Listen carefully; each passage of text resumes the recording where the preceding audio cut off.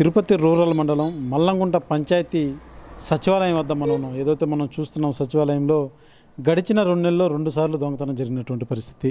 ఏదైతే మనం చూస్తున్న గతంలో 2 నెలల ముందు ఇదే సచివాలయంలో సిస్టమ్ అదేవిధంగా CPU కావచ్చు, ప్రింటర్ కావచ్చు, ఇవన్నీ దొంగతనం జరిగింది. అయితే ఇప్పటికి వెళ్ళే పోలీసు ఏదైతే ఎంఆర్పల్లి పోలీస్ స్టేషన్లో సచివాలయ సిబ్బంది వెళ్ళి కంప్లైంట్ కూడా ఇచ్చినటువంటి పరిస్థితి. అదే తిరిగి మళ్ళా ఆలస్యంగా వెలుగులోకి వచ్చి నిన్న జరిగినటువంటి 2 డేస్ బ్యాక్ కూడా ఇదే సచివాలయంలో మరోసారి ఏదైతే ప్రింటర్ ఇక్కడ సిస్టమ్కి వాడేటువంటి ప్రింటర్ని కూడా దొంగతనం జరిగినటువంటి పరిస్థితి. ఏదైతే గడిచిన 2 నెలలు వరుసగా 2 సార్లు ఈ సచివాలయంలో దొంగతనం చేయడం పట్ల అనేక అనుమానాలకు తావిస్తుందని చెప్పాలి. ఏదైతే ప్రభుత్వ కార్యాలయం అనగానే అనేక ప్రభుత్వానికి సంబంధించినటువంటి డాక్యుమెంట్స్ కావచ్చు, అనేక రకాలైనటువంటి ఆ యొక్క సిస్టంలో నిక్షిప్తం చేసినటువంటి పరిస్థితి ఉంటుంది. అయితే ఈ యొక్క ఓన్లీ ఏదైతే ఈ సచివాలయంలో సిస్టమ్ మాత్రం పదే దొంగతనం గడిచి 2 సార్లు ఈ యొక్క సచివాలయం సిస్టమ్ మాత్రం దొంగతనం జరగడం అన్నది ఒక చర్చనీయాంశంగా మారిందని చెప్పాలి. ఏదైతే ప్రభుత్వ కార్యాలయంలో వరుసగా 2 సార్లు ఇలాంటి ఏదైతే దొంగతనం చోటు చేసుకోవడం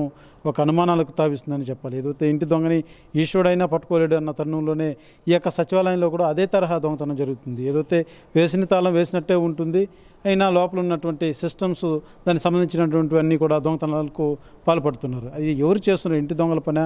ఇంటి దొంగల సహాయంతో పక్కవారు ఎవరైనా ఈ యొక్క దొంగతనాలు పాల్పడుతున్నారన్నది ఒక క్వశ్చన్ మార్గానే చెప్పింది. అయితే ఇప్పటికే దీని మీద ఎంఆర్పల్లి పోలీస్ స్టేషన్లో కంప్లైంట్ ఇచ్చినటువంటి సచివాలయ సిబ్బంది దాని మీద పోలీసులు కూడా ఆరా తీస్తున్నటువంటి పరిస్థితి. ఏదైతే 2 సార్లు ఈ యొక్క సచివాలయంలో ఎందుకు దొంగతనం జరుగుతుందో అర్థం కాని స్థితిలో ఈ యొక్క పంచాయతీలో ఉన్నటువంటి ప్రజలంతా కూడా ఆశ్చర్యానికి లోనవుతున్నారు.